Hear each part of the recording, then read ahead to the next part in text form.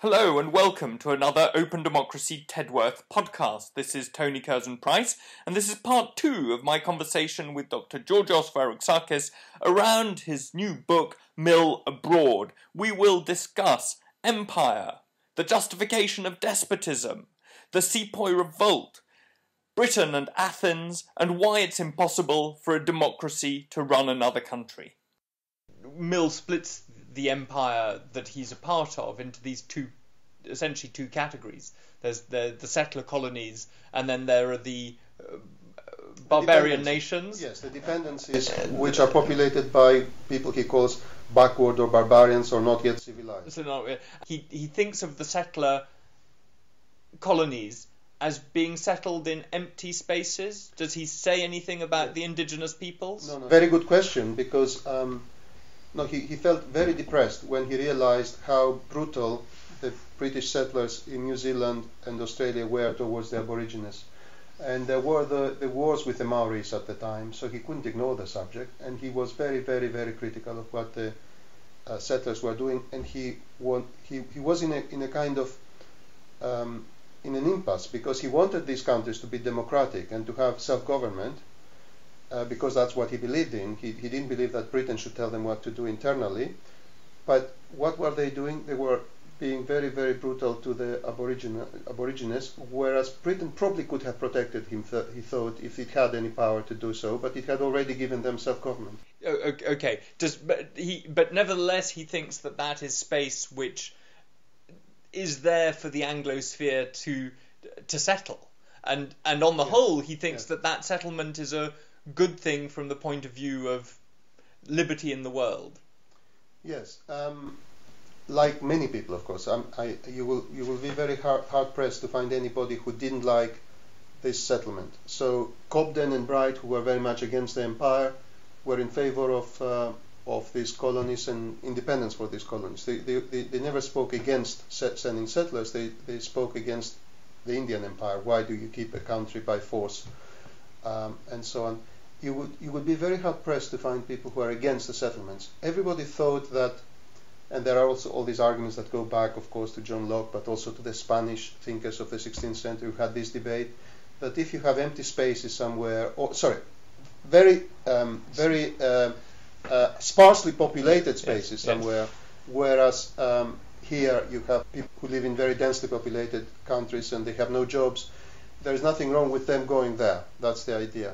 Of course, how they go there, what they do when these spaces are not empty, is a very complicated story. But for Mill, it's more than there's nothing wrong. It's positively a good thing. He thinks of English culture as being an ally of the spread of freedom in the world, doesn't he? He explains that England is, in that sense, he thinks rather like Athens was. Yes. Has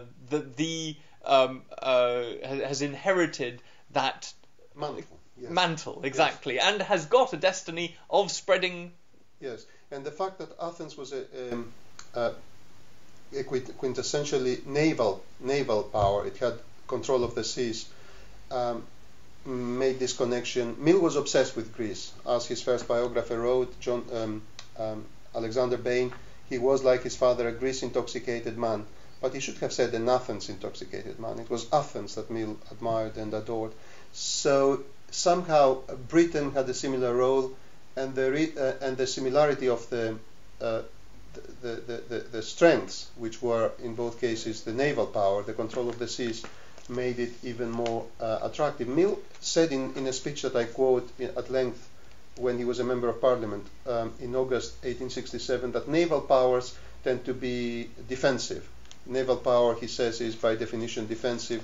You don't conquer countries and keep them conquered by naval power. You conquer them with troops and armies. Boots on the ground. So he felt, I think this is quite debatable as far as Athens is concerned, but he felt that Britain's naval power was more likely to be used defensively than aggressively. Now, I can think of various populations who might think otherwise, including, you may remember the Pacifico incident in 1850 when Palmerston sent the British fleet to blockade the Piraeus port because some dodgy British citizen had a dispute with the Greek state, and he didn't at all mind to humiliate the whole kingdom and the whole government and the whole state, so that Don Pacifico would get his money back or something.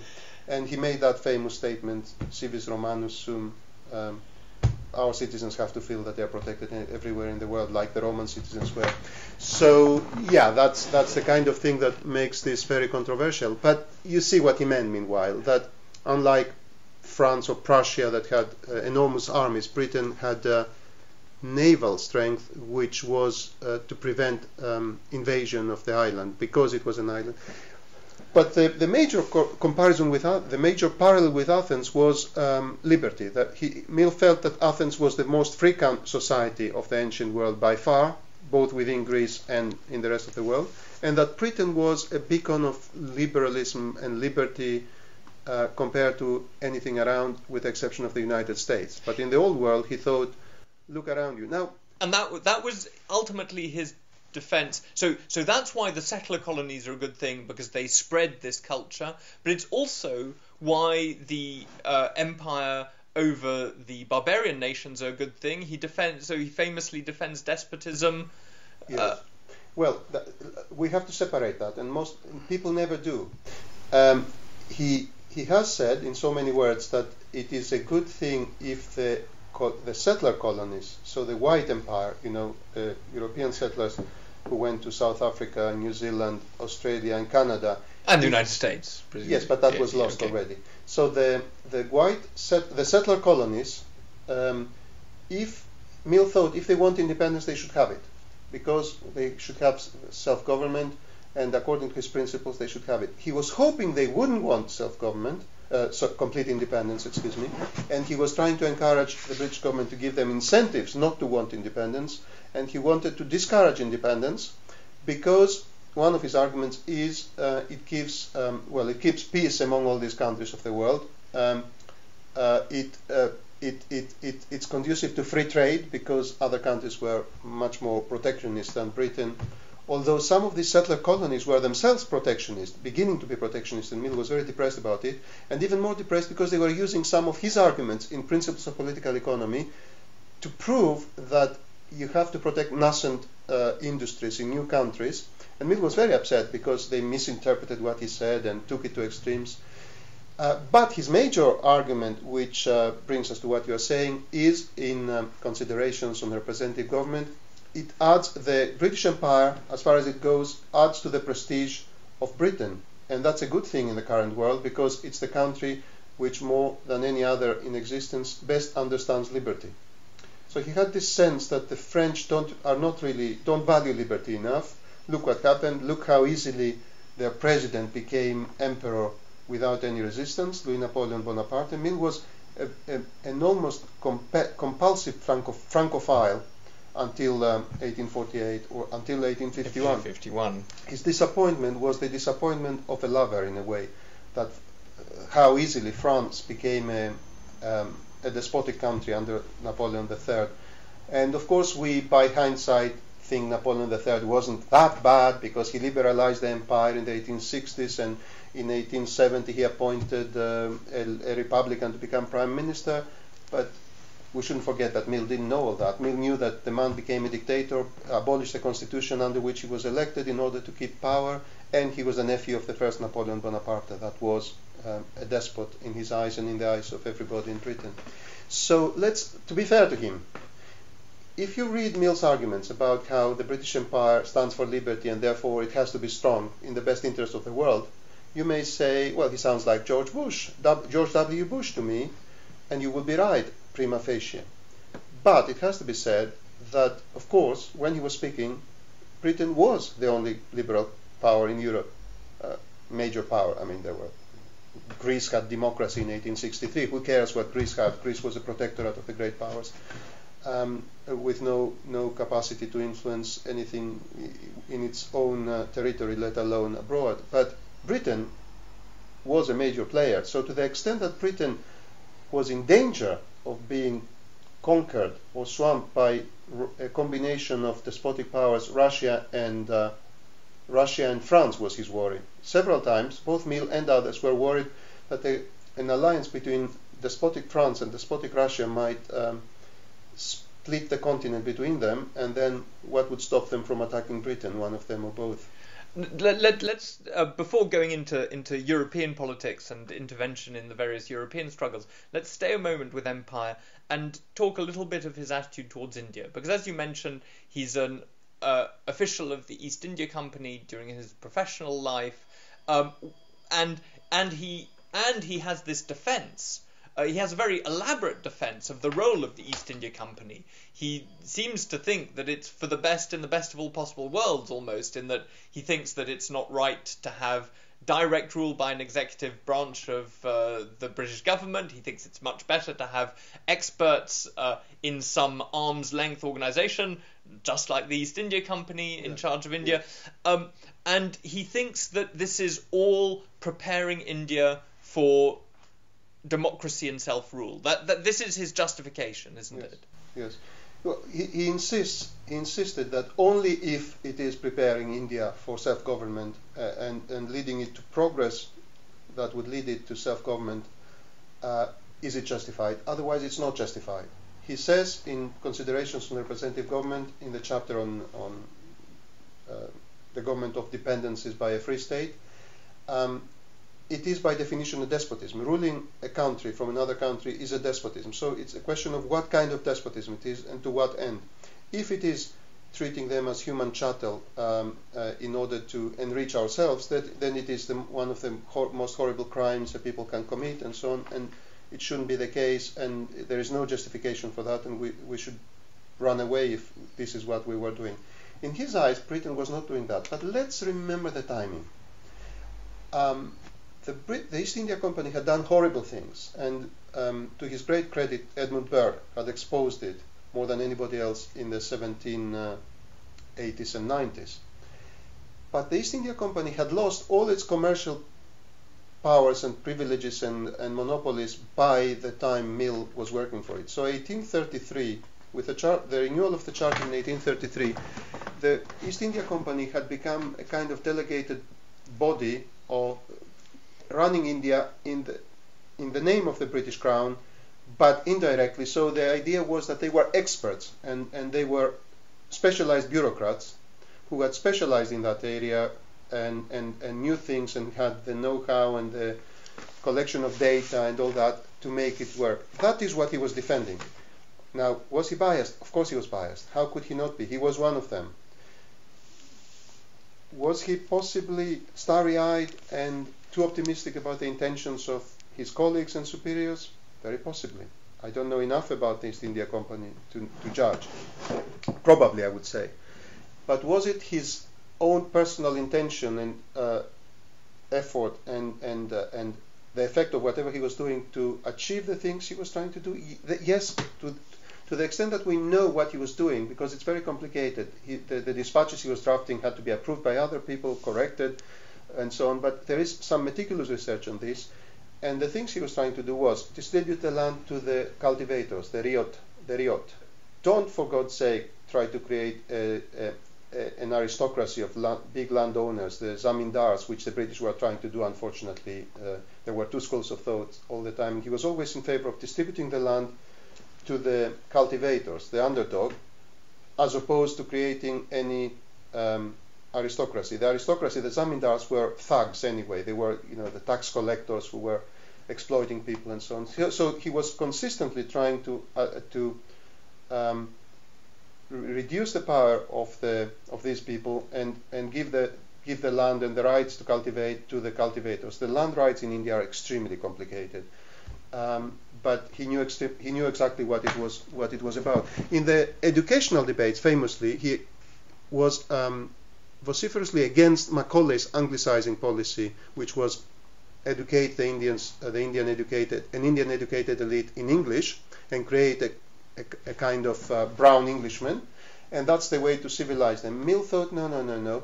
You invest that money in educating a local indigenous elite in their own classical languages, in Sanskrit and Arabic.